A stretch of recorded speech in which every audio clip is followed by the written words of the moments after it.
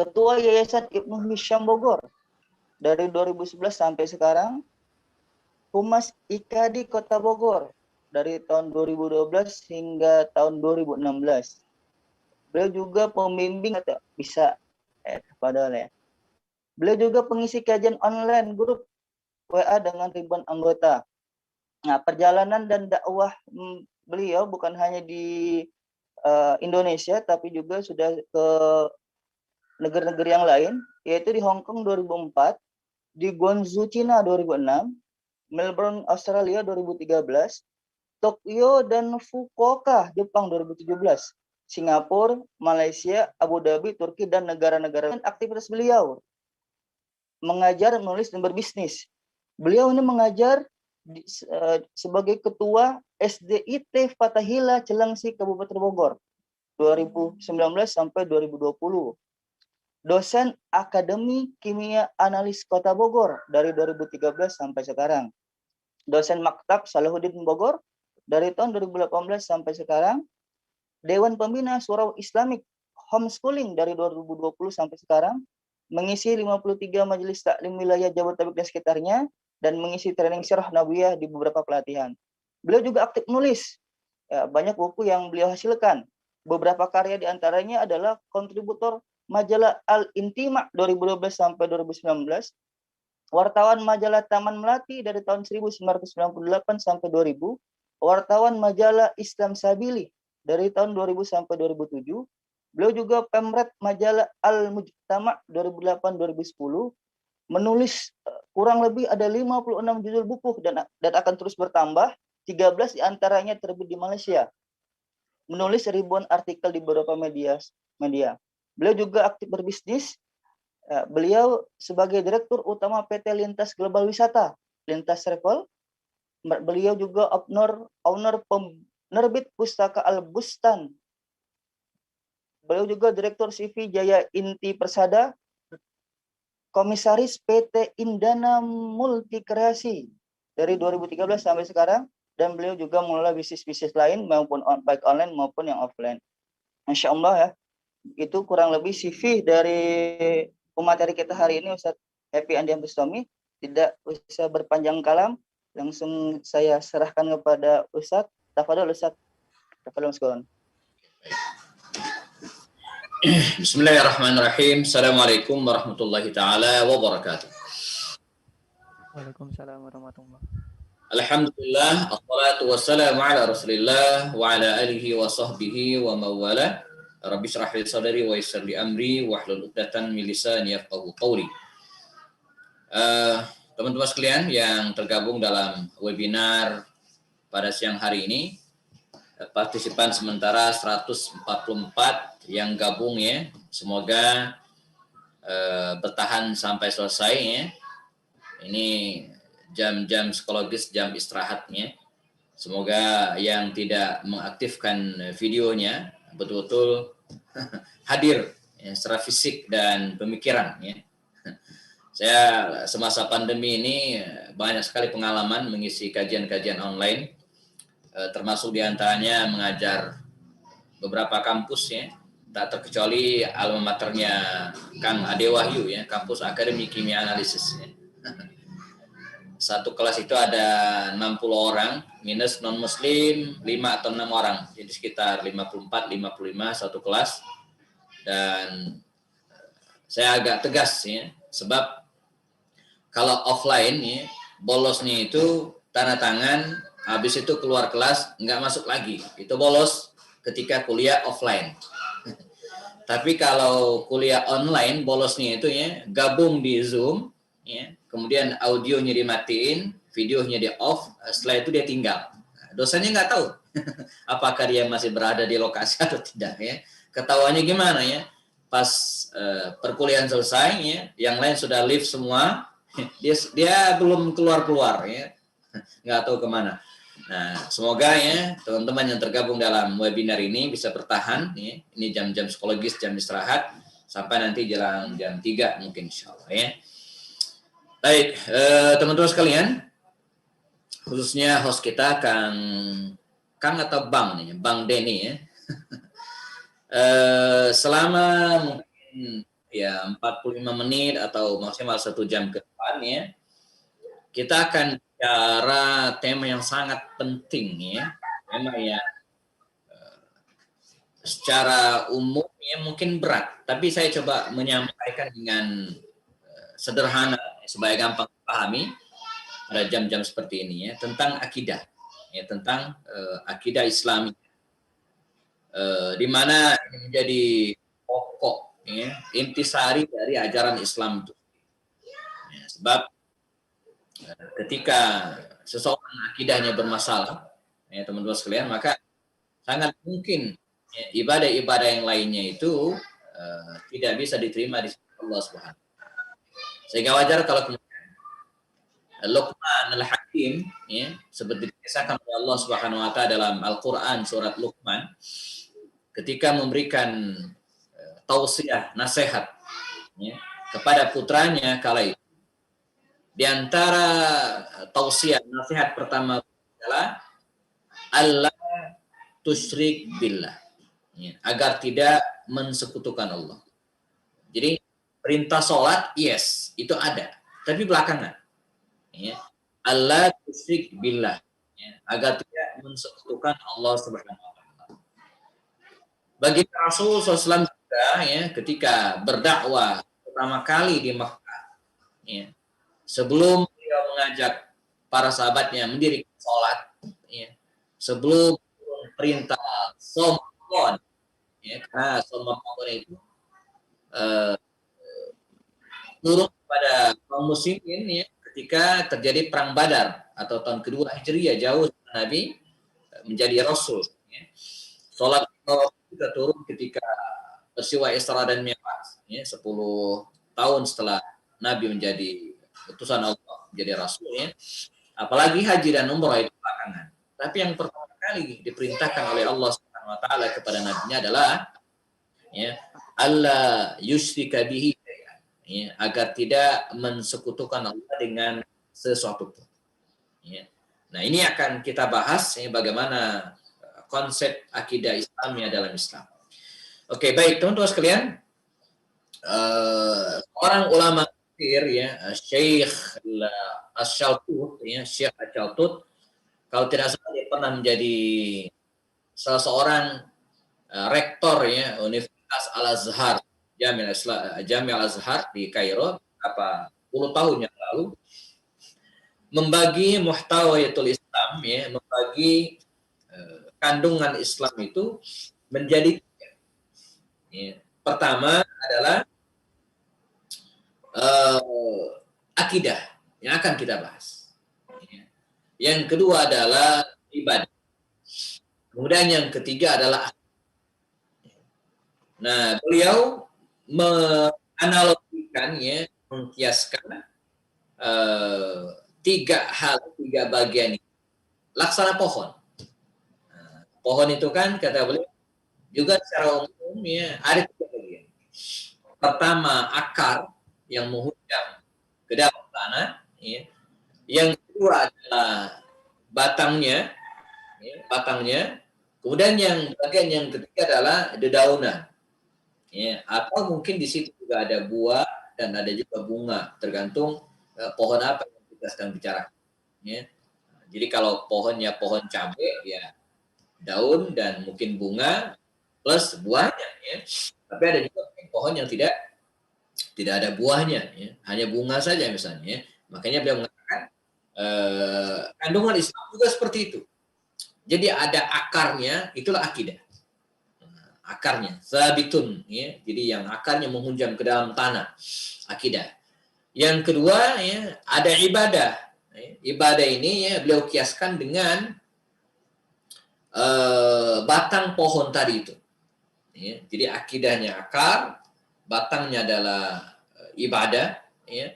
Nah yang ketiga adalah akhlak. Akhlak itu diibaratkan seperti dedaunan, seperti buah atau bunga dalam sebuah tanaman.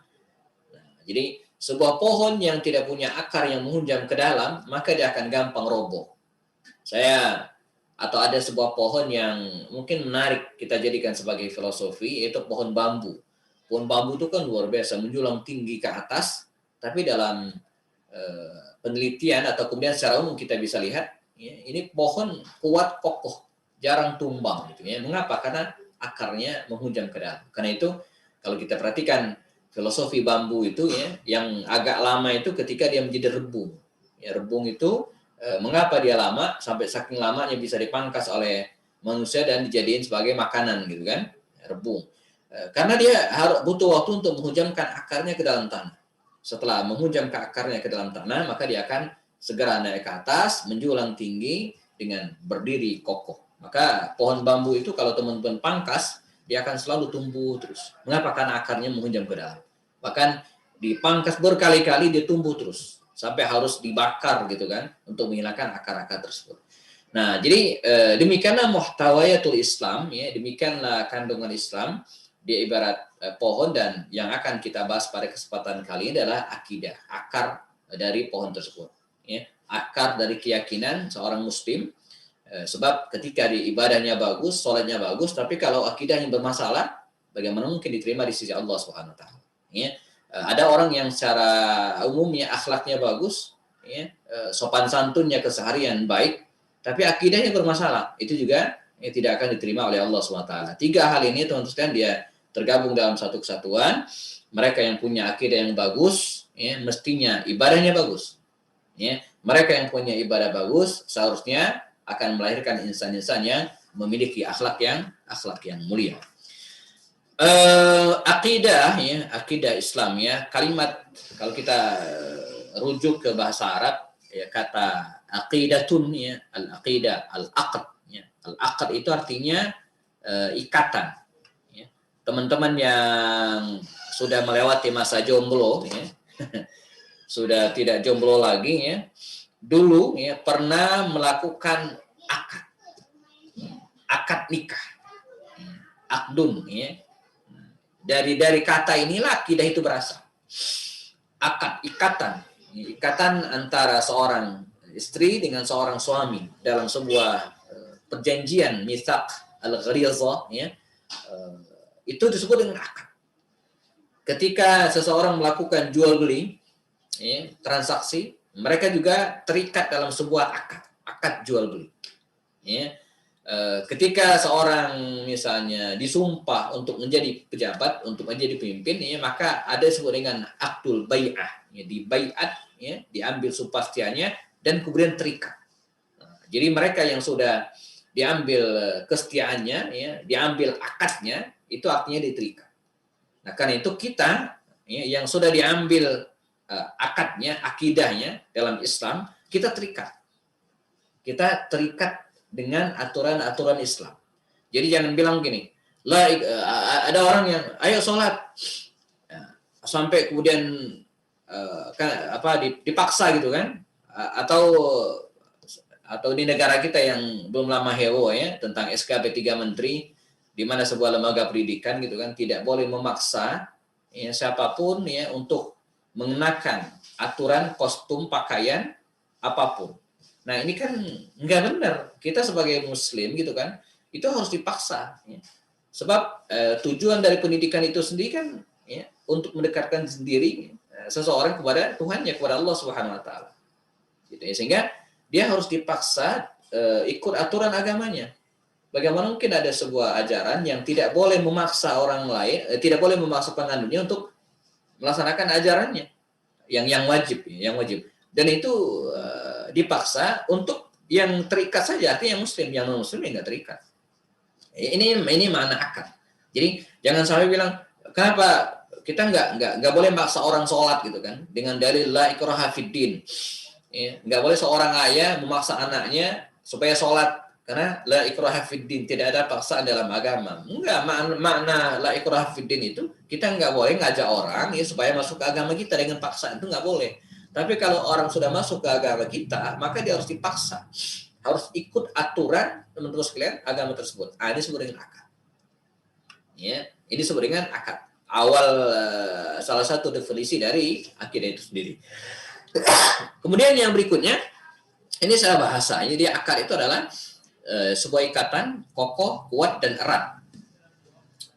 Nah, adapun secara istilah, ya, akidah itu merupakan perkara-perkara yang dibenarkan oleh hati kita, sehingga itu menjadi keyakinan yang kuat, tidak dicampuri dengan keraguan.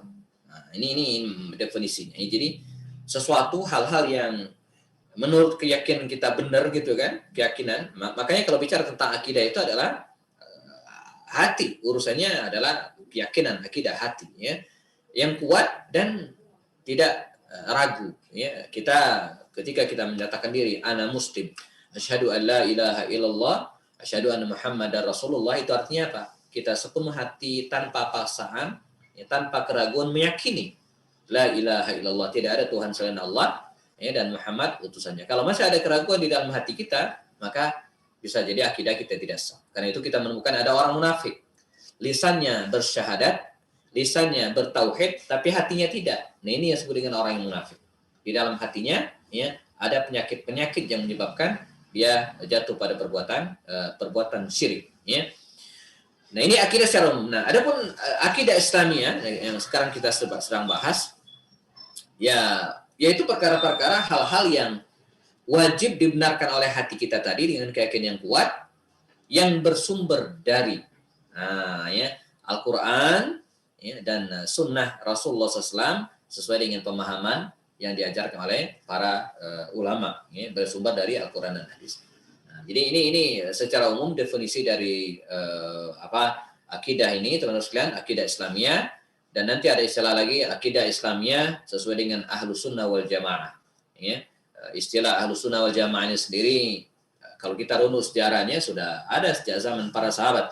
Abdullah bin Abbas itu menyebutkan kalimat ini, ya, walaupun belakangan, ya, muncul paham akidah Ahlus Sunnah wal Jamaah itu adalah mereka yang menjadikan Al-Quran, ya, dan hadis, ya, sesuai dengan pemahaman para ulama yang bersumber dari para sahabat radhiyallahu ajma'in, ya, dengan pemahaman yang benar, ya.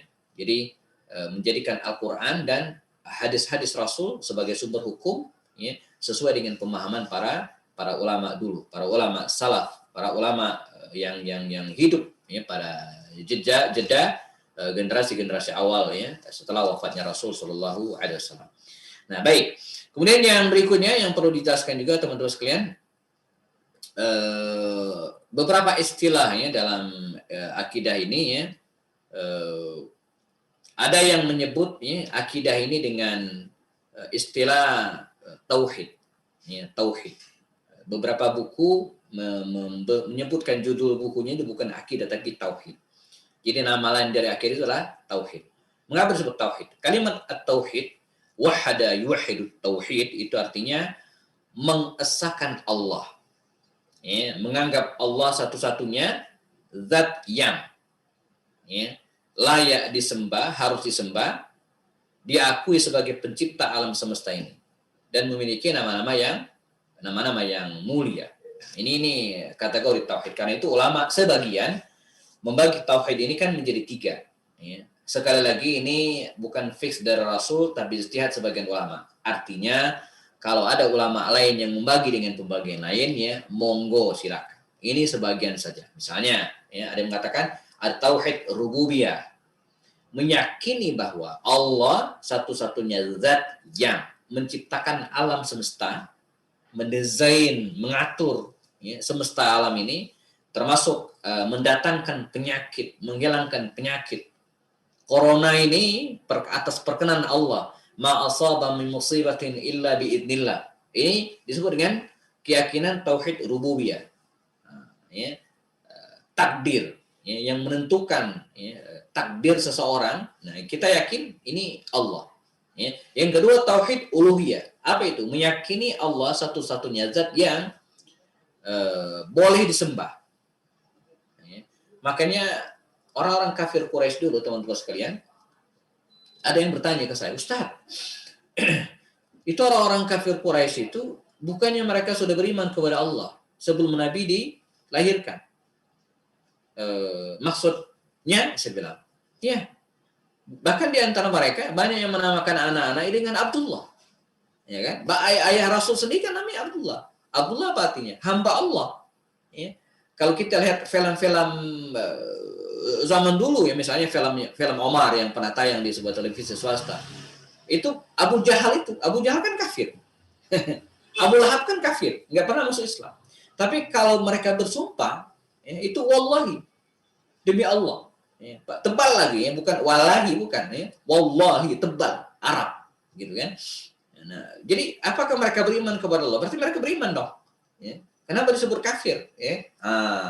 Kalau kita lihat pembagian ilmu tauhid, akidah, teman-teman sekalian, bahwa bangsa Arab jahiliyah sebelum datangnya Islam, ya, itu meyakini Allah itu, ya, yang menciptakan alam semesta. Jadi kalau mereka ditanya, man khalaqas samawati wal arda, siapa yang menciptakan bumi beserta isi dan langit ini, maka mereka akan mengatakan la yaqulunallah, Allah. Ya, oke. Jadi mereka meyakini alam semesta ini diciptakan oleh Allah. Masalahnya, ya, yang disembah itu bukan Allah. Ini masalah.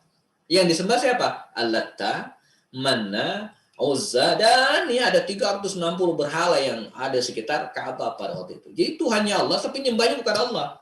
Sah secara rububiyah, tapi bermasalah dari aspek uluhiyah. Nah, jadi tidak cukup mengimani Allah menciptakan semesta saja, teman-teman sekalian, tapi juga meyakini Allah satu-satunya zat yang layak disembah. Iyyaka na'budu, kan? Iyyaka nasta'in dalam surat Al-Fatihah yang kita baca. Iyyaka na'budu wa iyyaka nasta'in. Iyyaka na'budu. Ya, wahai Allah, kepadamu lah kami na'budu menyembah, wa iyyaka nasta'in, dan kepadamu juga kami minta pertolongan. Nah, yang ketiga ada tauhid disebut dengan tauhid asma wa sifat. Nah, ini juga yang diingkari oleh orang-orang kafir dulu. Ya, jadi mereka tidak yakin dan tidak mengakui Allah itu Maha Ar-Rahman, Maha Ar-Rahim, Maha Al-Quddus. Ya, mereka nggak percaya. Ya, karenanya dalam sirah ada sebuah peristiwa yang disebut dengan Sulhul Hudaybiyah. Teman-teman yang sering ikut kajian saya, ya, ada beberapa kajian online yang suka sampaikan, ya, ada pembahasannya disebut dengan Sulhul Hudaybiyah, Sulhu al-Hudaybiyah, perjanjian Hudaybiyah, sebuah perjanjian antara kaum muslimin, ya, Rasulullah dan kafir Quraisy. Yang menandatangani perjanjian itu Suhail bin Amr dari pihak kafir Quraisy. Nah, ketika baginda Rasul, ya, akan menulis surat perjanjian yang ditulis oleh Ali, Nabi menulis atau mendiktikan kepada Ali bin Abi Thalib. Ya Ali, tulis Bismillahirrahmanirrahim. Jadi Nabi mengawali perjanjian itu dengan basmalah, Bismillahirrahmanirrahim. Dan ini sunnahnya.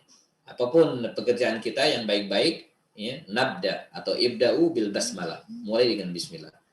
Begitu Nabi menulis Bismillahirrahmanirrahim, kata Suhail bin Amr yang kafir, la, tidak.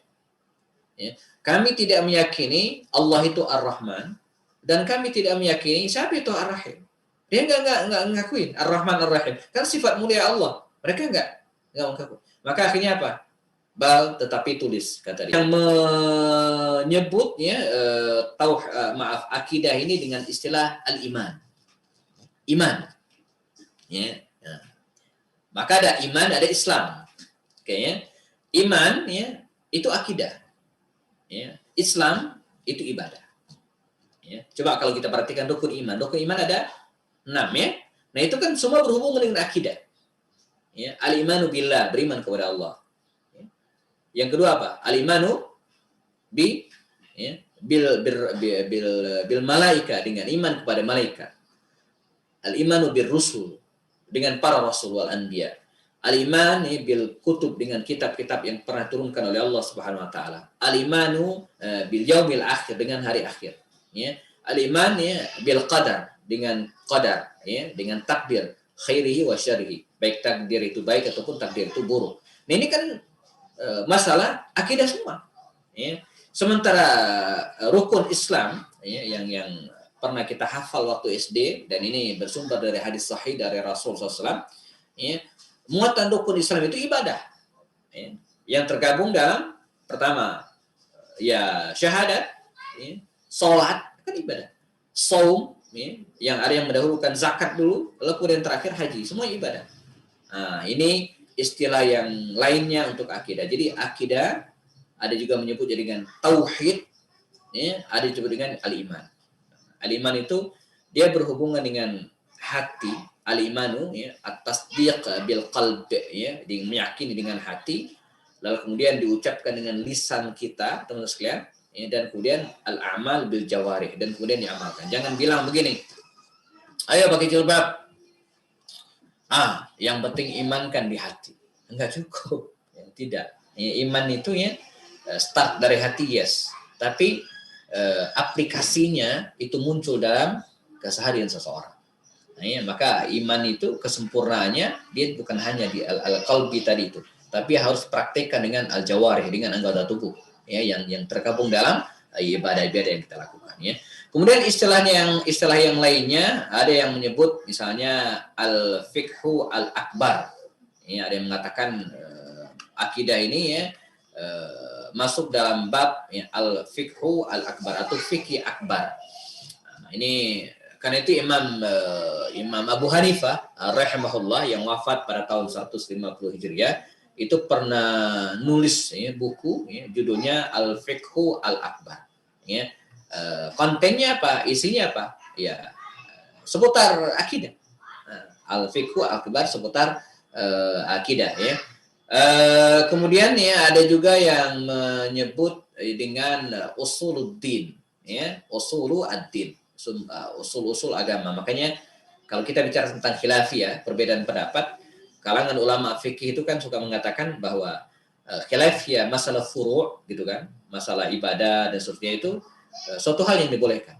Tapi al-khilaf fil usul dalam hal akidah enggak. Nah, ya ada yang membagi demikian. Jadi usuluddin itu ya dia berhubung dengan akidah. Ya. Jadi kalau dalam masalah kunut subuh kunut atau tidak kunut, kemudian menggerak-gerakkan jari ketika tahiyat, ini kan disebut oleh para ulama dengan bukan usul tapi furu'. Usul itu artinya akar ya, sumber utama ya. Sementara furu' itu cabang. Kalau kita analogikan pohon tadi kan usul itu akarnya gitu kan. Sementara furu' itu kan cabang-cabangnya tadi itu. Cabang ini batang, kemudian ada cabang-cabangnya. Nah, kita memungkinkan berbeda pendapat dalam hal yang sifatnya furu'iyah, ya, tapi tidak dalam hal yang sifatnya usuluddin. Jadi jangan ada misalnya kalangan Syiah misalnya, mohon maaf, menganggap bahwa Al-Quran kita ini ya bukan satu-satunya, ada Al-Quran yang lain, yang disebut dengan Mushaf Fatimah. Jadi nggak masalah kita berbeda pendapat dalam hal Al-Quran, nggak bisa.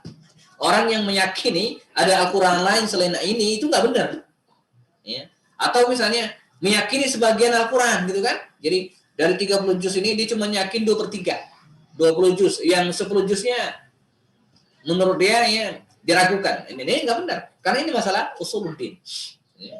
Masalah usuluddin. Atau misalnya masalah hari akhir, itu kan masalah keimanan, ya. Nggak percaya dengan hari akhir gitu, ini kan bermasalah. Atau tidak percaya dengan takdir.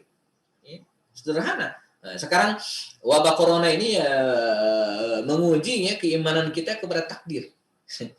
Apalagi pada zaman atau di daerah-daerah belakangan sekarang ya, sepertinya sudah penularan COVID itu sudah random aja gitu kan. Jadi dia bisa menular kepada siapapun, bahkan orang yang tidak keluar rumah sekalipun dia bisa tertular. Ini kan masalah takdir. Ya, jadi keimanan kita kepada takdir betul-betul diuji oleh Allah Subhanahu Wa Taala. Kemudian yang lainnya, teman-teman sekalian, saya harus ini dengan jam nih, jam 2 ya, supaya tidak kemana-mana. Yang perlu kita perhatikan juga adalah karakter akidah Islamiyah. Nah, ini perlu saya sampaikan juga ya. Ini yang membedakannya dengan yang lain. Jadi karakter akidah Islamiyah itu, ya, sebentar, saya sempat buka-buka file lama. Sepertinya ada nih. Nah, karakter akidah Islamnya itu teman-teman sekalian kita bisa petakan menjadi paling tidak ada 5 ya. Ada 5. Ini mana? F5 supaya dibesar ya. Sudah muncul di slide, teman-teman? Muncul ya. Ini karakter akidah Islamiyah. Saya rangkumnya menjadi 5 ya karakter akidah Islamiyah. Pertama, masalah akidah Islam ini adalah masalah akidah ghaibiyah. Ya, akidah ghaibiyah. Apa maksudnya? Beriman kepada Allah. itu kan masalah ghaibiyah. Kita nggak lihat gitu ya. Ada yang pernah bertemu Allah Subhanahu wa taala? Ya tidak. Ya. Jadi keimanan kita itu atau malaikat itu kan makhluk yang gaib. Ya. Walaupun dia bisa ya tajassam gitu kan, memfisikkan tubuhnya, tapi secara default dalam bahasa komputer ya, aslinya dia adalah makhluk yang gaib. Ya, dia tidak butuh ruang tertentu ya keberadaannya. Atau bangsa jin, kita percaya kepada mereka. Nah ini al-imanu bil ghaib ini bagian dari rukun keimanan kita yang harus kita miliki. Dan masalah akidah ini urusannya ghaibiyah, masalah urusan gaib. Sehingga kalau kita bicara tentang misalnya iman ya, itu terkadang tidak bisa dibuktikan bukan secara ilmiah ya, secara kasat mata. Misalnya hadis Nabi mengatakan begini, lafamus shaim ya atyabu minal misk atau kama qala Rasulullah. Bau mulut orang yang berpuasa itu atyabu ya, lebih wangi ya, daripada minyak kasturi. Minyak kasturi itu kan wangi banget. Mahal memang harganya. Saya beberapa waktu lalu sempat beli ya, dan lumayan mahal ya. Satu botol kecil yang cuma 12 mili itu harganya di atas 200.000 ya. Wangi luar biasa dan lama ya. Jadi walaupun kita sudah wudhu, dicium masih wangi juga ya. Nah, mulut orang yang berpuasa itu kata Rasulullah SAW itu lebih wangi dari minyak kasturi. Tapi faktanya mulut orang yang berpuasa itu bau gitu ya. Iya, walaupun udah gosok gigi tetap aja beda. Berarti hadis ini salah dong? Enggak. Nah, keimanan kita bukan keimanan dengan kasat mata dan dibuktikan dengan penciuman, bukan. Ya, tapi dibuktikan dengan beriman bil ghaib. Ya, bahwa nanti di akhirat, nah kita bicara tentang hari berbangkit, mereka yang rajin berpuasa itu, ya, mulutnya wangi, aroma mulutnya wangi, ya, atyabu minal misk. Nah, bicara hari akhir, ya, ini kan masalah gaib. Ada orang yang balik gitu kan, udah pulang gitu ya, cerita tentang surga, tentang neraka, ada, nggak ada, ya, atau azab kubur, ya, walaupun mungkin ada yang pernah bermimpi ya, tapi saya belum menemukan beritanya gitu kan, atau nggak tahu kalau teman-teman ada silakan sharing. Ya. Ada orang yang dikubur bertahun-tahun ya, 5-6 tahun, kemudian balik lagi dia cerita tentang azab kubur, kan nggak ada gitu ya, belum, atau paling tidak lazim. Kalaupun ada dia kasusnya saja, ya, suatu hal yang aneh dan tidak bisa dijadikan sebagai patokan. Ini satu. Kemudian yang kedua teman-teman sekalian, masalah akidah ini termasuk tauqifiyah. Apa arti tauqifiyah? Tauqifiyah itu artinya ngikut, ya. No debat, nggak bisa didebat. Ya, jadi kadang akal sederhana kita itu tidak bisa menangkap. Ya. Sama seperti misalnya ya azab surga dan neraka. Itu kan kita menerima apa kata Al-Quran, apa penjelasan Rasul, begitu kita menerimanya. Ini sebenarnya tauqifiyah. Ya. Sederhananya contoh lain misalnya ayat-ayat Al-Quran runut ya, urutan mushaf Al-Quran ini, surat-surat ini teman-teman, ini disebut dengan dalam ilmu ulumul Quran tauqifiyah. Artinya kita nerima ya, dari Nabi ya begitu. Jangan ada yang protes. Ustaz, itu kenapa sih surat An-Nahl dulu kemudian Saba belakangan? Kenapa enggak surat Saba kemudian enggak ada? Itu tauqifi. Ini disebut dengan tauqifi. Kita nerima apa adanya. Nah, masalah akidah juga demikian. Kita nerima apa adanya. Ya, Tuhan itu satu, Allah itu satu, kita terima. Ya, Muhammad sallallahu alaihi wasallam adalah nabi akhir zaman. Tauqifi kita terima. Kita tidak bisa protes. Ya. Kalau anak ya mungkin bisa protes, mungkin gitu ya. Protes dalam hal ini saja canda. Abi atau Umi, kok saya jadi anak bungsu sih gitu kan. Mungkin itu. Tapi Nabi Muhammad enggak, kita enggak bisa protes. Kenapa Nabi Muhammad yang nabi penutup akhir zaman gitu kan, atau penutup para nabi, khatamul anbiya ya. Kita enggak bisa protes. Itu istilah masuk wilayah tauqifiyah. Ini adalah syamilah. Ya, jadi akidah Islami itu dia universal. ya, universal dalam konsep, dia ngurusin semua hal, ya, akidah Islam ini, dan universal syumulia dalam hal praktek. Apa maksudnya? Akidah Islami itu tanpa pengecualian. Misalnya dia berlaku untuk semua. Enggak orang Arab akidahnya begini gitu, nggak bisa. Lalu orang Indonesia lain lagi, ya, menyesuaikan, ya nggak bisa. Kalau pakaian iya, ya. Di Arab kita mungkin banyak pakai jubah gitu ya. Di Indonesia mungkin menyesuaikan dengan kondisi kita. Ya. Di Eropa mungkin pakaian lain lagi. Tapi akidah enggak, teman-teman sekalian. Dia syamilah, menyeluruh, universal. Orang Amerika, Belanda, akidahnya sama. Menuhankan Tuhan yang sama. Ya. Kemudian apalagi meyakini gitu kan konsep akidah yang sama. Jadi enggak ada perbedaan antara orang yang tinggal di musim dingin, mereka yang tinggal di musim panas, di musim enggak ada. Sama, ya. Ini disebut dengan syumulia atau asyamil. Jadi akidah Islam itu bersifat syamilah, ya, sempurna, menyeluruh, berlaku untuk semua tanpa pengecualian, gitu ya. Enggak orang Arab nabinya Muhammad SAW, misalnya orang Indonesia nabinya Joko misalnya, orang Amerika nabinya George gitu, enggak ada. Semua sama, syumulia, ya. Nah, yang keempat, dan ini penting juga, adalah akidah tauhidiyah, ya, mentauhidkan Allah Subhanahu wa taala. Dan saya sempat baca ya beberapa informasi di barat hari ini mulai muncul kalangan yang dikenal dengan apa istilahnya trust of God, jadi percaya kepada Tuhan. Jadi jadi kalangan-kalangan ateis itu, teman-teman sekalian, itu mulai berkurang gitu kan, komunitas-komunitasnya, karena memang secara logika ya mereka memikirkan bahwa Tuhan itu ada. Jadi mereka sudah memikirkan bahwa Tuhan itu ada dan mulai berpikir juga bahwa Tuhan itu satu. Maka muncul istilah, ya, ada istilah monoteisme. Ya, monoteisme itu menuhankan, ya, atau menjadikan sesembahan itu cuma satu. Jadi istilah trinitas dalam agama Nasrani itu, ya, mereka punya pemahaman tersendiri, tapi ujung-ujungnya kalau kita diskusi dengan mereka, ujung-ujungnya sebenarnya monoteisme juga, bersumber kepada Tuhan yang satu. Ya.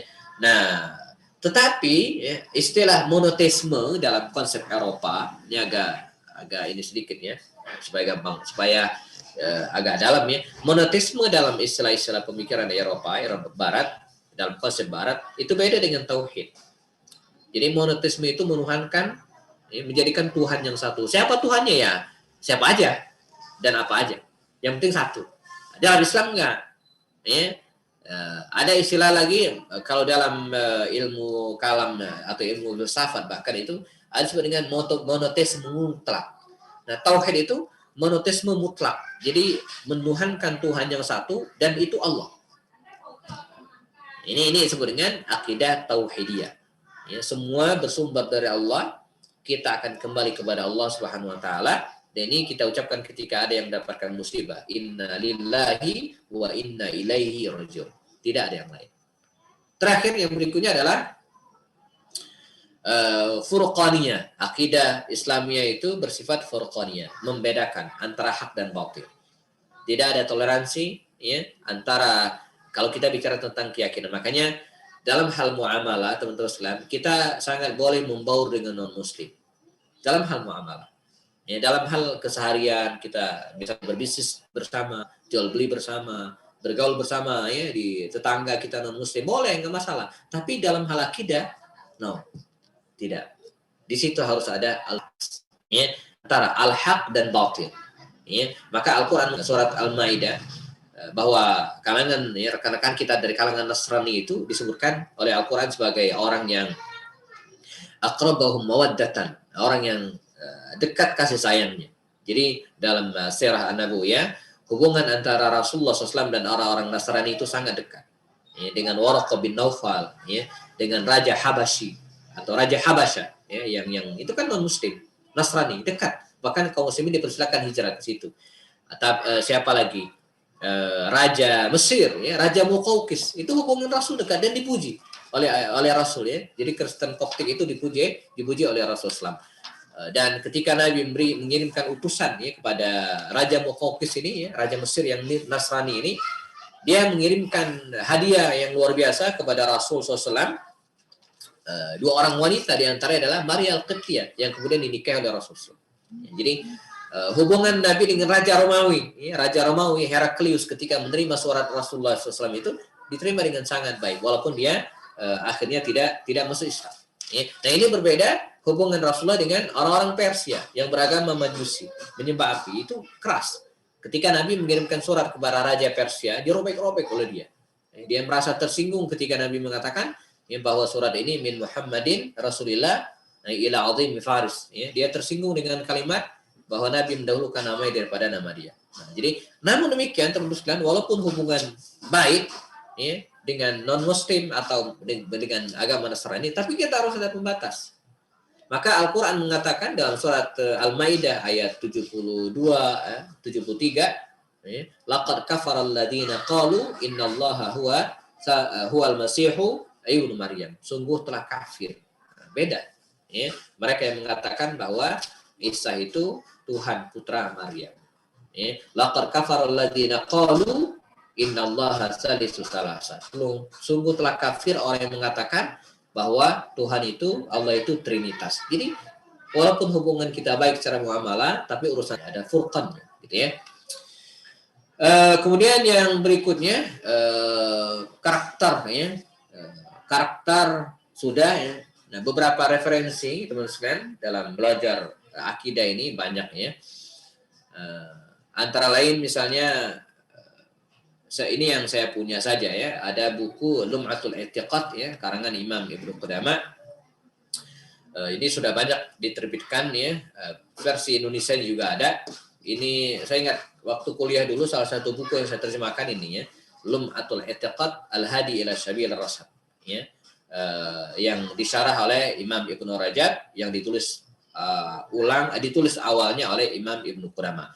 Nah, dalam buku ini dijelaskan tentang beberapa akidah Islamiyah, tentang konsep ketuhanan ya, tentang apa lagi ya, as-sirat ya, pada hari kiamat nanti, tentang surga dan neraka ya, tentang nasib manusia. Bahkan saya ingat banget dalam buku tersebut penjelasan tentang bagaimana ketika seseorang meninggal dunia ya, lalu kemudian istrinya ditinggal.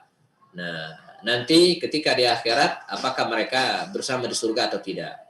Atau misalnya bagaimana seorang wanita ketika dia ditakdirkan Allah sempat menikah dengan beberapa orang laki-laki, misalnya suami meninggal, nikah lagi, wafat, tinggal sampai 2-3 kali misalnya. Nah, di akhirat nanti dia akan bersama siapa? Itu dalam buku tersebut ditulis dengan jelas oleh Imam Ibnu Qudamah.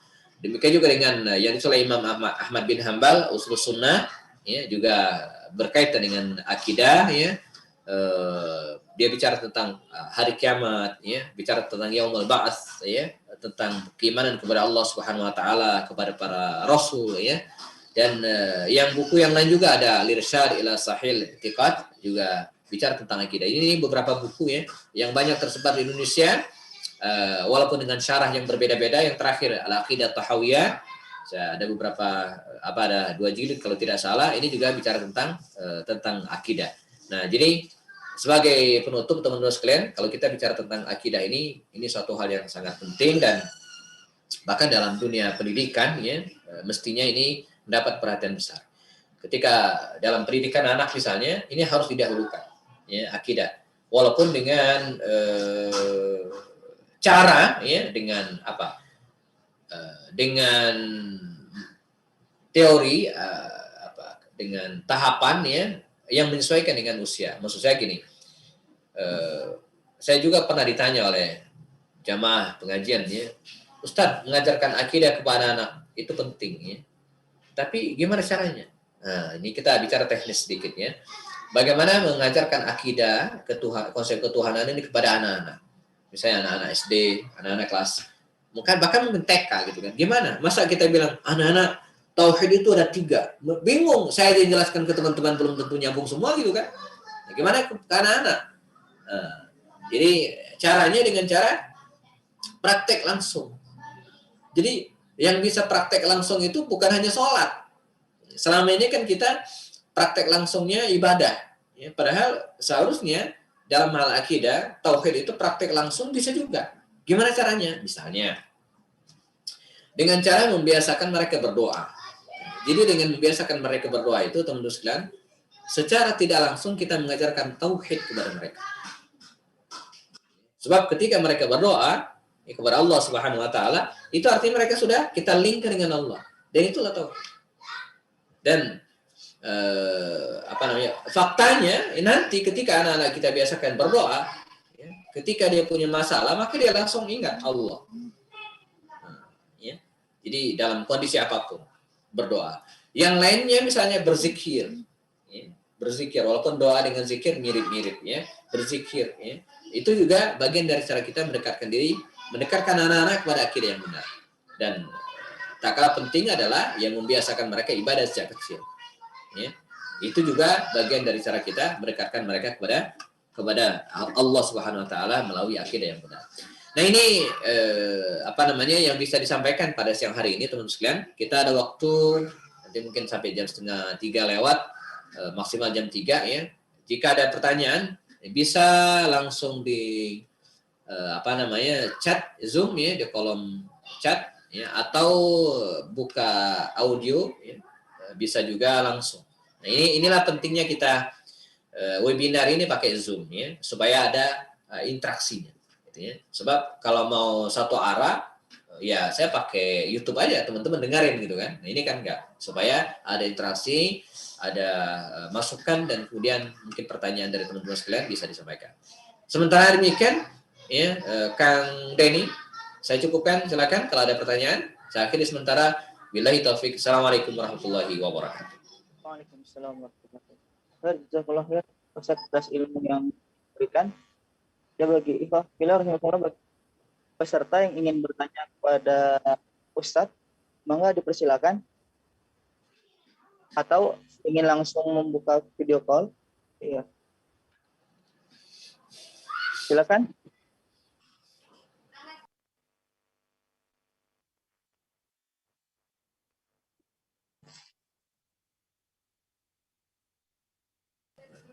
Teman-teman juga bisa sebenarnya bedah kasus gitu, ya. Jadi ada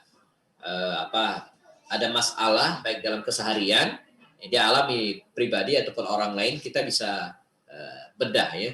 Kalau saya ingat ya, di kampus AK itu kita biasanya kalau bicara tentang teori ini dia bedah kasus, ya, yang berhubungan dengan akidah, ya, tentang hukum menggunakan, ada aja nanya hukum pakai cincin misalkan.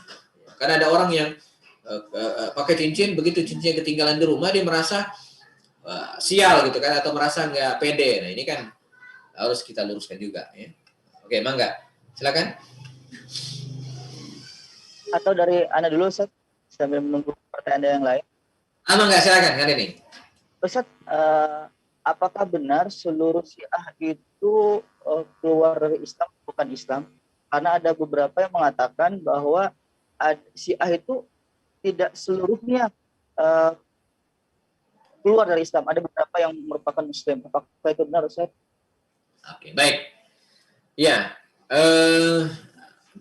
secara teori gitu kan, secara teori keilmuan, ya, Syiah itu memang ada tingkatannya, ya, ada tingkatannya. Pertama ada disebut dengan Syiah ghalat, Syiah yang parah, pemahaman kalangan Syiah yang parah.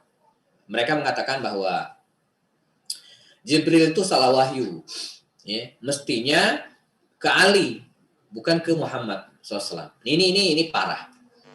Ini jelas sesatnya, ya. Yang kedua, ya, ada yang Syiah, dan ini paling banyak, termasuk yang tersebar di Indonesia, di Iran terutama, ya, paling banyak yang mengatakan bahwa Nabi Muhammad Nabi, tapi penggantinya itu adalah Ali, dan mereka mengkafirkan, menyesatkan para sahabat lainnya, Abu Bakar, Umar, Utsman, Muawiyah, Amr bin As, ya, kemudian bahkan Bunda Aisyah. Nah, ini yang banyak tersebar di kita, ya, jadi mereka mengkafirkan itu, dan ini juga sesat karena Abu Bakar As-Siddiq sudah dijamin oleh Allah Subhanahu wa taala dalam Al-Qur'an, was-sabiqunal awwaluna minal muhajirin wa ansar. Ya, Allah menyebut radhiyallahu anhum wa radu'an.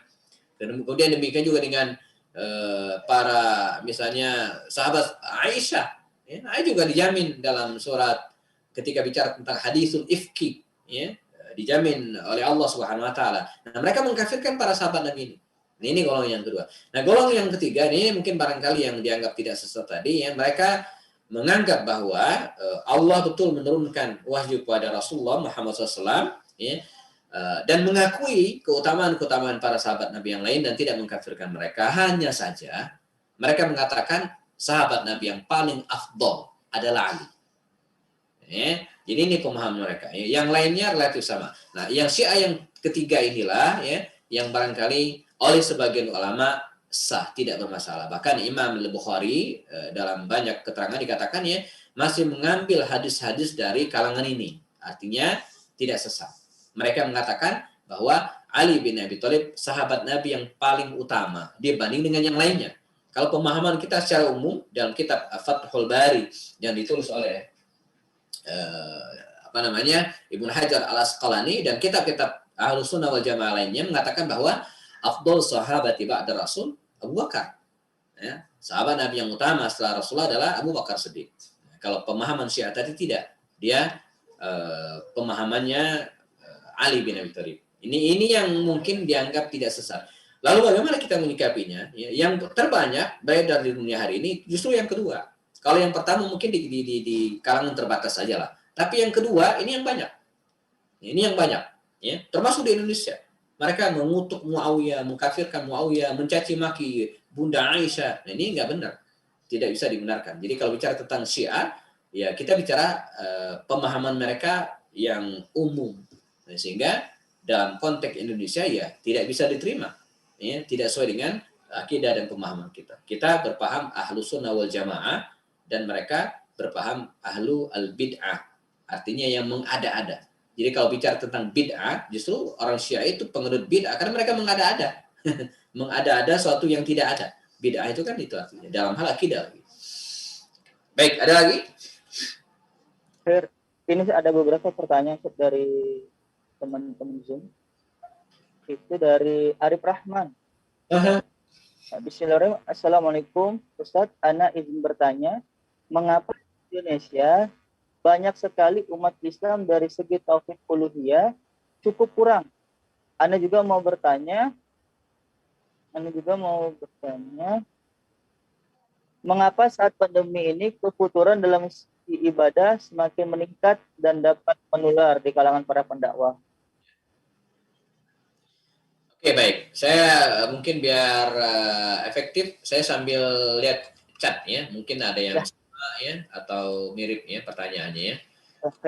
Ya, dari Kang Arif Rahman ya tentang mengapa di Indonesia banyak sekali umat Islam dari segi tauhid uluhiyah cukup kurang ya. Iya. Ini PR kita emang karena kan terus terang ketika ya Islam ya dakwah Islam masuk ke Indonesia pada awal-awal negara Indonesia kan penuh dengan ada khurafat ya, yang diwariskan oleh agama-agama dan keyakinan sebelumnya. Nah, sehingga ada banyak yang belum tuntas dan itu menjadi PR kita untuk meluruskannya. Tapi saya melihat semakin kemari kesadaran masyarakat, terutama anak-anak muda itu sudah mulai muncul ya. Terutama di perkotaan-perkotaan. Kita mulai jarang menemukan ada orang yang masang sesajen di rumahnya ya, atau pergi ke dukun-dukun ya. Itu mungkin di kampung-kampung ya. Tapi di perkotaan-perkotaan itu sudah mulai berkurang seiring dengan munculnya kesadaran dari kaum muslim untuk terus belajar ya. Saya kira cukup, semakin kemari semakin membaik ya kalau menurut saya ya. Dan kemudian sebentar chat. Yang kedua dari Kang Arif Rahman juga, mengapa saat pandemi ini kekufuran dalam segi ibadah semakin meningkat dan menular di kalangan para pendakwah. Saya nggak tahu yang dimaksud dengan kekufuran itu apa ya di masa pandemi ini. Mungkin Kang Arif bisa ngasih contoh ya, kekufuran itu apa di masa pandemi khususnya ya, yang semakin meningkat itu apanya? Apa karena misalnya sepinya masjid misalnya, ya ini bukan kekufuran, ini kan karena faktor kondisi ya, jadi tidak bisa digeneralkan umum ya, karena kondisi tidak memungkinkan ya. Mungkin bisa diperjelas lagi Kang Arif di chat. Kemudian dari Aufa, bagaimana jika kita berguru di kampus atau lingkungan pendidikan formal kepada guru yang memiliki pemahaman yang berbeda dengan kita? Begini, tergantung pemahamannya itu apa. Apakah pemahaman tersebut masih masuk dalam kategori yang dibolehkan atau tidak? Ya, karenanya belajar itu teman-teman sekalian, ya, memang tidak tuntas dalam satu guru. Imam Asy-Sya'bi itu seorang tabi'in, dikabarkan dia berguru kepada ratusan orang, menimba ilmu dari berbagai kalangan. Jadi kita nggak boleh fanatik dengan satu ustadz dan menyalahkan ustadz yang lain, walaupun kita harus lihat backgroundnya gitu ya, background ustadz tersebut ya sebelum kita berguru. Tapi yang jelas kalau berbeda pemahaman kita cek apa, misalnya apa Syiah, kalau ketahuan dari awal kita harus waspada ya. Jadi hal-hal yang bertolak belakang ya, dengan yang kita pahami benar selama ini harus kita konfirmasi ke orang lain lagi. Jadi, tapi kalau pemahaman misalnya yang masuk ranah khilafiyah, ya boleh. Tapi kalau enggak, itulah pentingnya kita mendapat benteng yang kuat tadi itu, ya, supaya tidak gampang dipengaruhi dengan pemahaman-pemahaman yang aneh-aneh. Ya, misalnya pemahaman menyamakan semua agama itu benar semua gitu kan. Ini kan masalah. Karena Al-Quran mengatakan inna dina indallahil Islam. Ya, sudah jelas sekali. Ya. Bahwa agama satu-satu yang benar sisi Allah menurut kita itu adalah Islam. Jadi nggak bisa semua agama benar. Ya. Agama itu benar masing-masing. Agama itu semuanya benar menurut penganutnya masing-masing. Itu nggak masalah. Kata orang Islam itu benar. Menurut orang Nasrani, agama Nasrani benar. Orang Hindu, agama benar. Silakan. Ya. Jadi kan saya pernah bukan debat ya enggak dengan teman yang mengatakan semua agama itu benar. Terus ente pilih apa? Islam. Kenapa pilih Islam kalau benar? Kalau benar gitu kan, menurutnya benar semua, ya ganti-ganti aja. Ya hari ini Islam, besok Islam, besok apa Hindu gitu kan. Kalau bukti enggak, dia tetap aja Islam. Jadi kan berlawan dengan nuraninya. Dia enggak serius mengatakan bahwa agama itu semuanya benar. Jadi nah kalau yang punya pemahaman seperti ini ya kita harus waspada, harus hati-hati. Kemudian dari Novita, Ustadz, sebagai seorang akhwat tentunya kita wajib menjaga batasan aurat kepada orang lain, baik itu kepada sang muslimah. Lalu bagaimana batasan aurat jika di hadapan tetangga perempuan yang berkeyakinan Syiah? Ya, secara umumnya bahwa batasan aurat terhadap muslimah atau sesama perempuan ya itu tidak seperti batasan aurat terhadap laki-laki. Ya. Jadi ada batasan-batasan yang dibolehkan, misalnya termasuk kepada yang saya bukan menganggap ya, anggap saja misalnya yang kita menganggap Syiah itu bukan dari golongan kita, ini contoh saja. Ya kan kalau kita menganggap Syiah itu dari sama dengan kita kan nggak ada pertanyaan ini. Ya, pertanyaan ini nggak ada, pertanyaan muncul mengapa kita menganggap soal dia di luar gitu kan, atau anggap saja kita satu kontrakan. Saya ingat di teman-teman kampus AK banyak sekali pertanyaan seperti Ustaz, saya ngontrak satu rumah dengan non muslimah dan dengan noni gitu kan. Nah bagaimana batasan aurat saya di dalam kosan?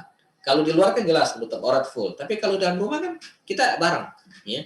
Nah ini kalau mereka tadi non muslim tadi kita anggap selama ini dia orang yang baik gitu kan, jadi tidak suka memfitnah ya. Dan seterusnya ya kita bisa ya membuka aurat batasan-batasan wajar, misalnya tidak berjilbab misalnya kan, tapi tetap tertutup gitu ya.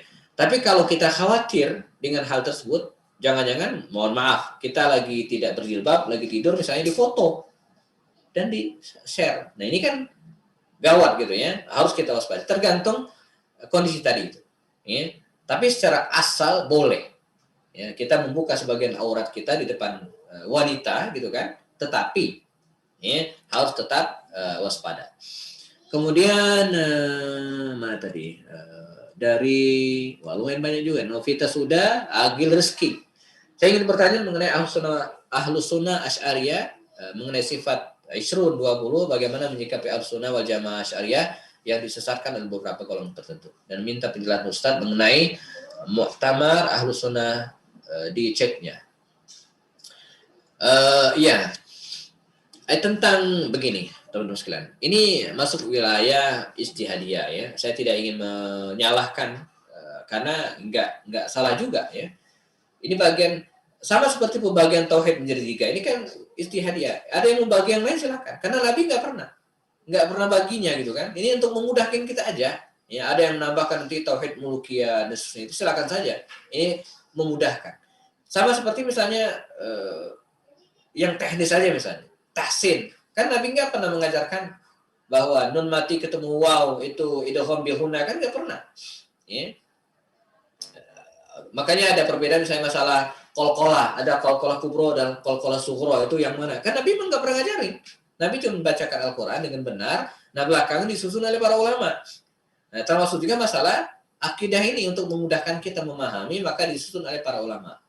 Karena disusun oleh para ulama, dan mungkin ulama menyusun dengan versi yang berbeda dengan maksud yang sama, maka dibolehkan.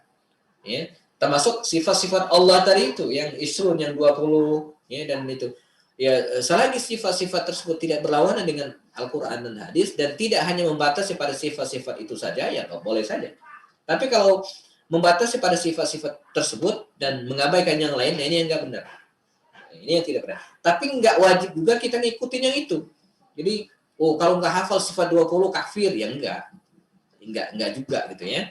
Nah ini yang paham kita di Indonesia dari kecil kita sudah diajarin ya, sifat 20 ya, baik yang wajib ataupun yang mustahil bagi Allah Subhanahu wa taala. Kemudian Muktamar Ahlus Sunnah di chatnya. Mohon maaf saya belum tahu detail ya ini. Saya agak kurang update Muktamar kapan dilaksanakan sehingga saya nggak bisa jawab nih tentang hasil ataupun yang disepakati dalam muktamar tersebut. Mungkin teman-teman nanti bisa menambahkan, tahu searching. Saya mohon maaf belum nyambung ya kapan dilaksanakan. Atau Kang Agil mungkin bisa berbagi nanti ya. Fadilah Akbar, Ustadz saya mau tanya, saya pernah mendengar kisah hijrahnya Salman Al-Farisi. Ketika Salman sedang berkebun, dia melihat seorang Nasrani yang sedang sholat di gereja. Yang saya tanyakan, apakah Nasrani zaman Nabi dan Nasrani yang sekarang itu berbeda? Ya.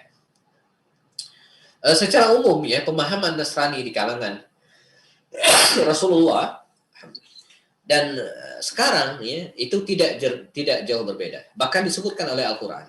Mereka berpaham Trinitas. Ya, disebutkan surat Al-Maidah yang kita bacakan tadi ya. Jadi Al-Quran turunkan pada waktu itu. Mereka mengatakan Salisu Salasa, Trinitas. Ya. Sekarang juga begitu. Jadi tidak jauh berbeda. Kemudian demikian juga pemahaman raja-raja yang lain, misalnya Raja Muqawqis, Raja Romawi, mereka punya pemahaman yang sama ya. Nanti teman-teman sekalian dalam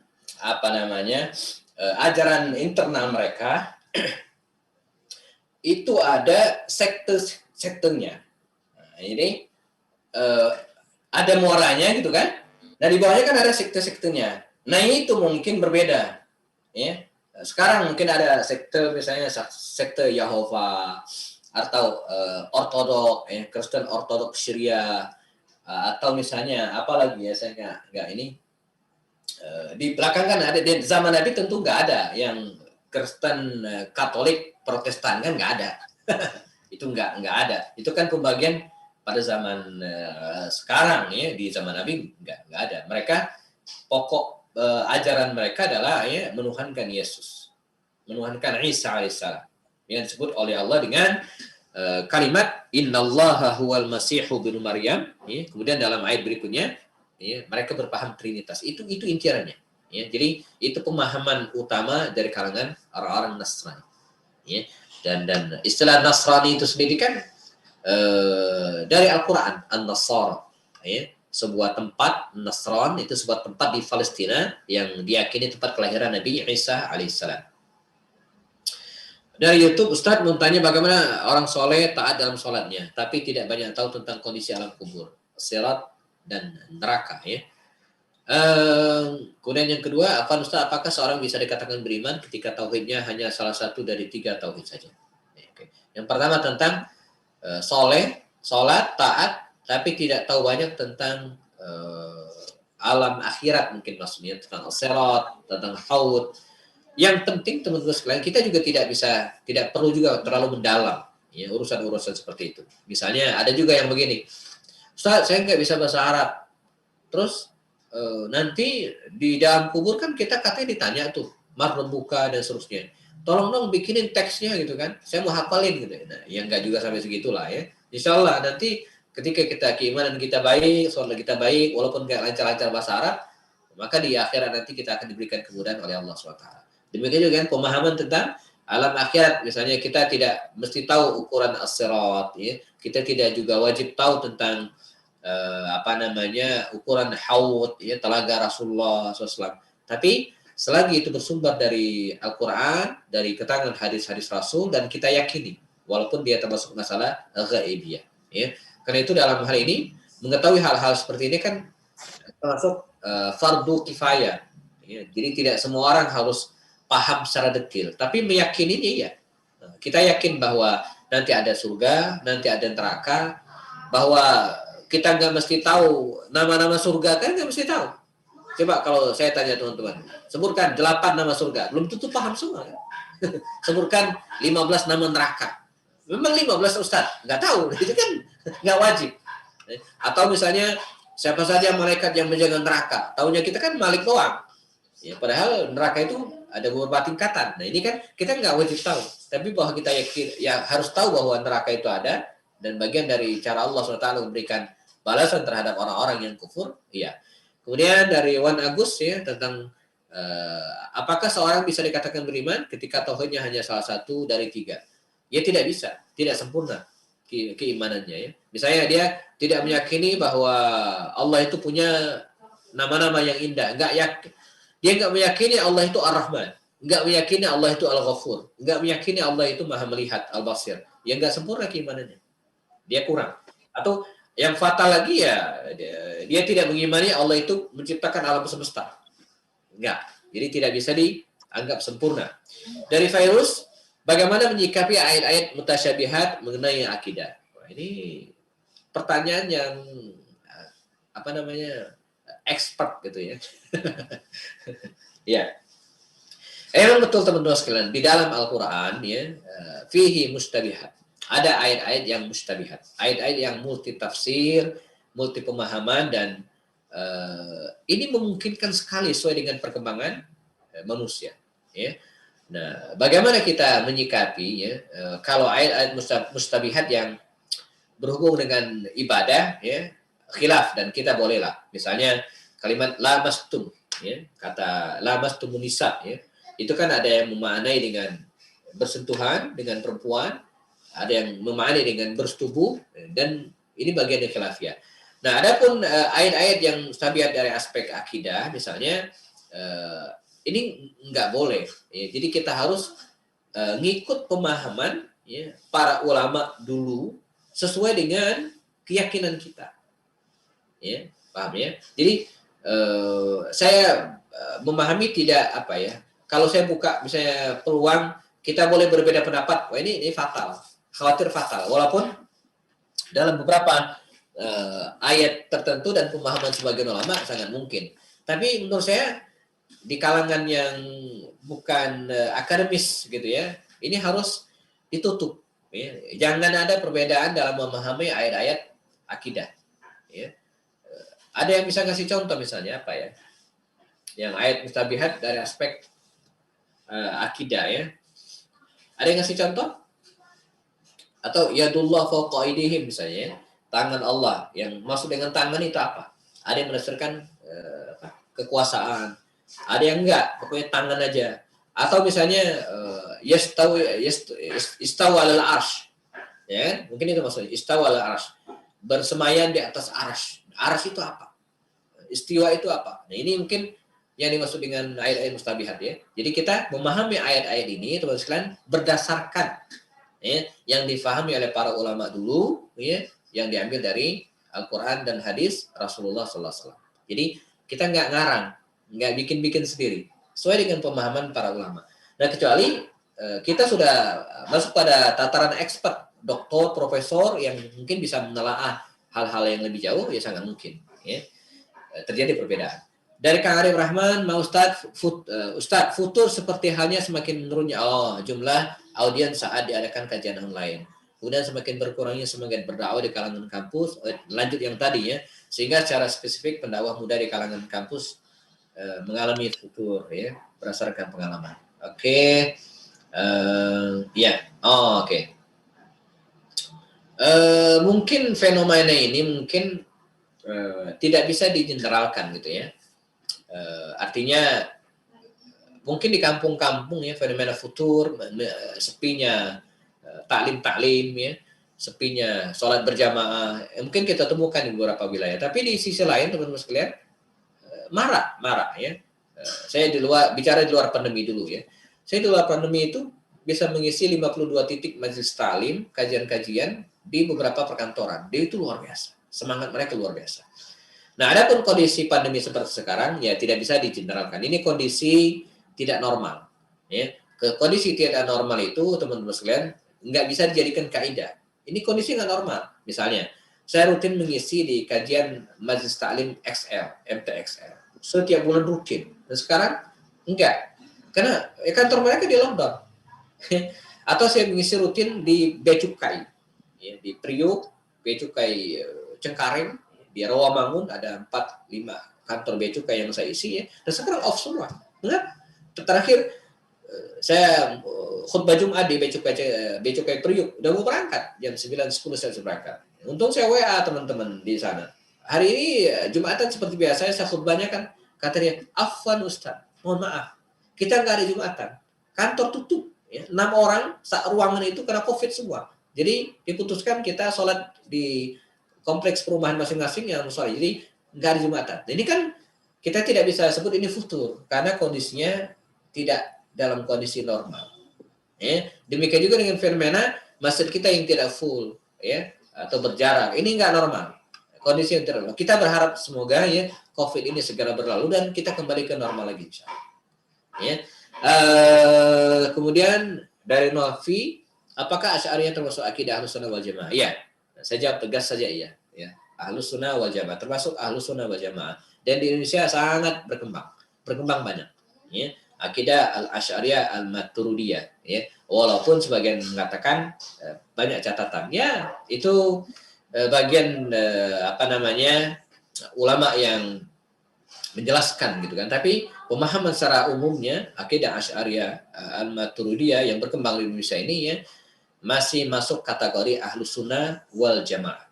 Ya, yang dibenarkan. Mengapa? Karena mereka masih menggunakan Al-Qur'an ya, menggunakan hadis-hadis sahih Rasulullah SAW. Nah, adapun dalam memahami ya, kedua teks ini ya terjadi perbedaan, maka itu tidak menyebabkan mereka keluar dari Ahlus Sunnah wal Jamaah. Kalau Syiah nggak bisa disebut. Mengapa? Karena pemahaman mereka mereka tidak menganggap Al-Qur'an ini jadikan sebagai perubahan satu-satunya. Mereka menganggap ada Mushaf Fatimah namanya.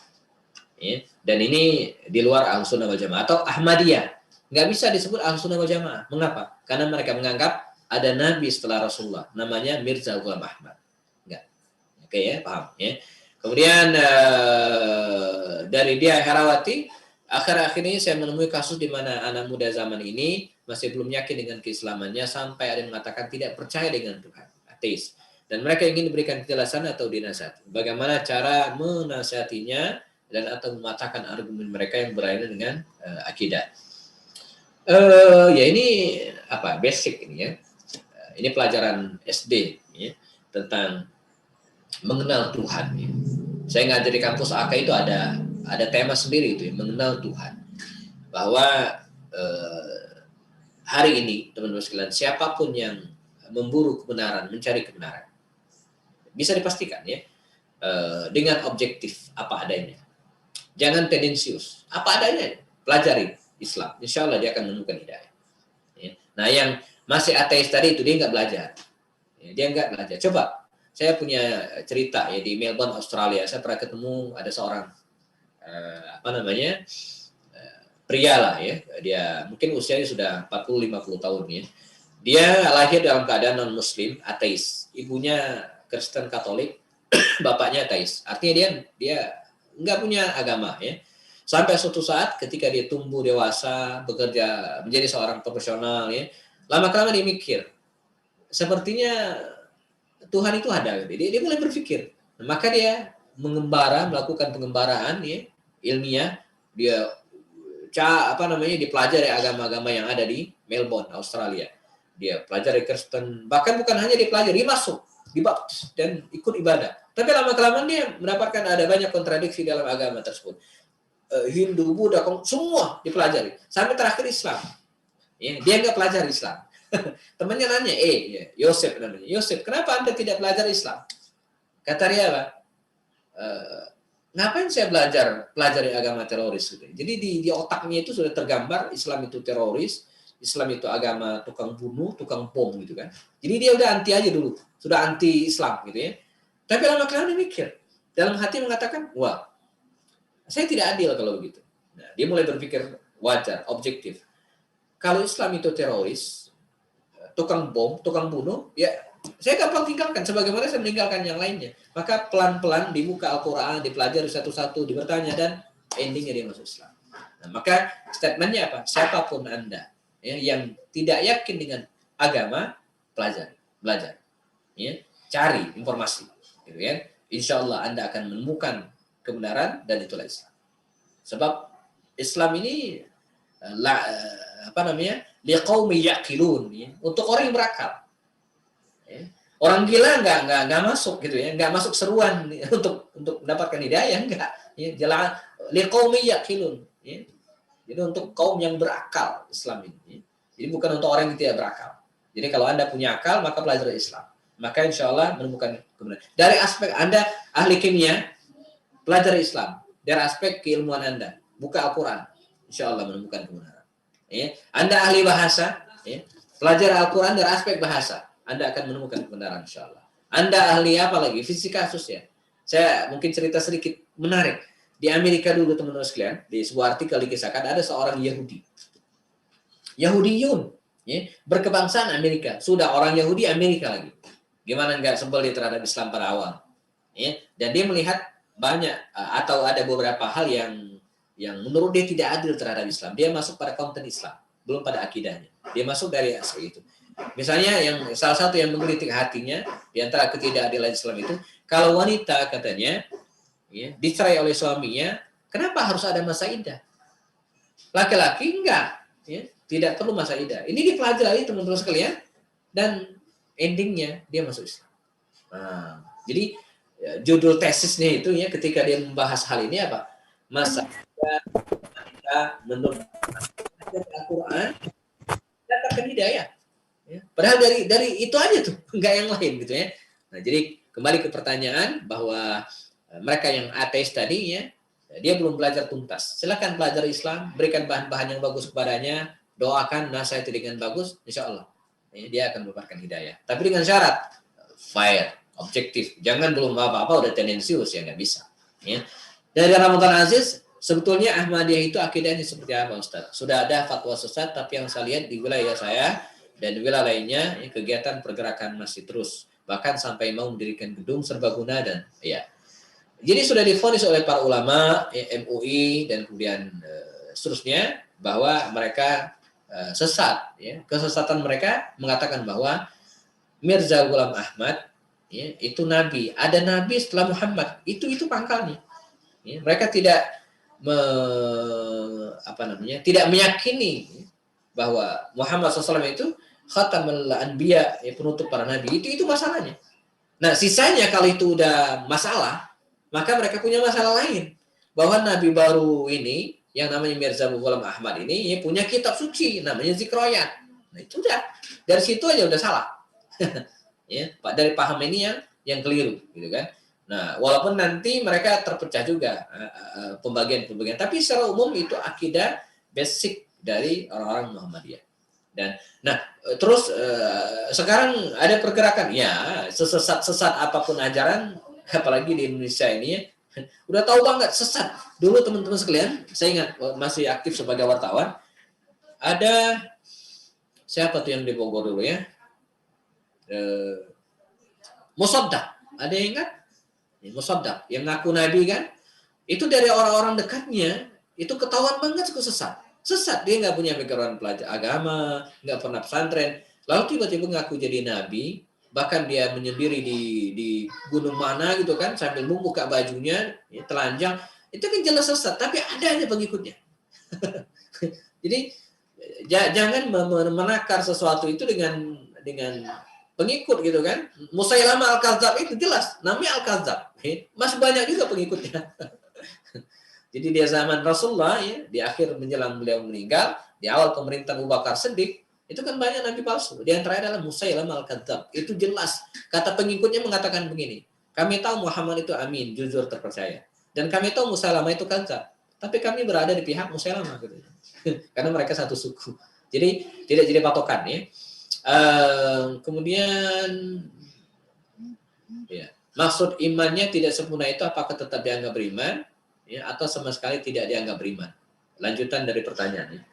Ya, ya. Jadi tergantung yang ini, yang tidak diyakini itu mana. Kalau dia tidak meyakini Allah ini Maha Pencipta, ya batal keimanannya. Makanya tema ini sebenarnya ada yang harus dikerucutkan lagi, ya. Apa itu? Nawaqidul iman, ya. Hal-hal yang bisa membatalkan keimanan. Nah, ini memang butuh sesi tersendiri. Tapi ketika dia tidak meyakini salah satu dari 3 hal tadi itu, maka bisa jadi dia tidak dianggap beriman. Ya. Sebut misalnya tadi dia tidak meyakini Allah itu mencipta alam semesta, kan kufur berarti harus yustatab, ya, diminta bertaubat kepada Allah SWT. Walaupun dia sholat, tapi tidak meyakini, ya, Allah itu Maha Pencipta, atau tidak meyakini misalnya Allah itu Maha Mengetahui misalnya kan, tidak meyakini Allah itu Maha Pengampun, kan fatal. Itu bisa merusak keimanannya, ya, bisa menyebabkan imannya tidak sah.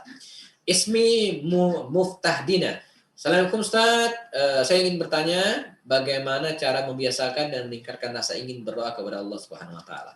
Kemudian dari Kang Denny, pandang Ustaz jika ada orang yang jika ada orang yang berpandangan bahwa akhirat itu tidak kekal, dengan pertimbangan bahwa yang kekal dan abadi hanya Allah, sementara makhluk yang diciptakannya tidak. Ada bukunya nih kalau tidak salah, ya, akhirat itu tidak kekal, yang ditulis oleh Agus Mustafa mungkin, ya. Pertama tentang membiasakan meningkatkan rasa ingin berdoa. Jadi di antara hal yang memang harus kita biasakan itu berdoa. Ya. Dalam makna lain berzikir. Jadi kita biasakan. Ya. Bahkan dalam setiap jenak aktivitas kita kan kita dianjurkan berdoa. Sebelum makan, setelah makan, ke toilet, keluar toilet, dan semuanya. Ya. Nah, itu kita biasakan. Bagaimana caranya? Ya, ya dibiasakan. Nah, kalau konteks berdoa ini, doa itu kan adalah kunci atau silah al-mu'min, ya, senjata orang-orang beriman. Jadi kalau ditanya bagaimana cara membangkitkan semangat berdoa, mungkin dibaca ulang, ya, tentang keutamaan doa, atau memahami. Nah, ini penting juga, memahami makna doa. Jadi jangan kita Rabbana atina fid dunya hasanah tapi nggak ngerti maknanya apa. Itu juga membuat kita tidak semangat. Ya. Saya kadang kalau memimpin doa itu kadang suka saya terjemahkan. Ya, suka saya terjemahkan. Misalnya doa yang sekarang, Allahumma inna na'udzubika minal barasi wal jununi wal juzami was asqam. Kalau saya baca itu orang diam aja, amin. Tapi begitu saya terjemahkan, jadi semangat, amin, amin. Atau misalnya Allahumma sahil umurana kullaha, ya Allah mudahkanlah urusan kami semuanya. Itu ya. Nah, jadi untuk lebih semangat apa? Ya. Kita coba pahami makna dari doa-doa tersebut. Kita pelajari dan pahami doa itu. Insya Allah itu akan menambah semangat kita dalam beribadah. Dan ketika kita berdoa, ya kita berdoa dan sambil merenungi, meresapi maknanya. Mungkin itu sebagai kiat, ya, dari saya, ya. Ya dari Kang Denny tadi, ya, tentang akhirat tidak kekal, ya. Ini kan sama seperti ini.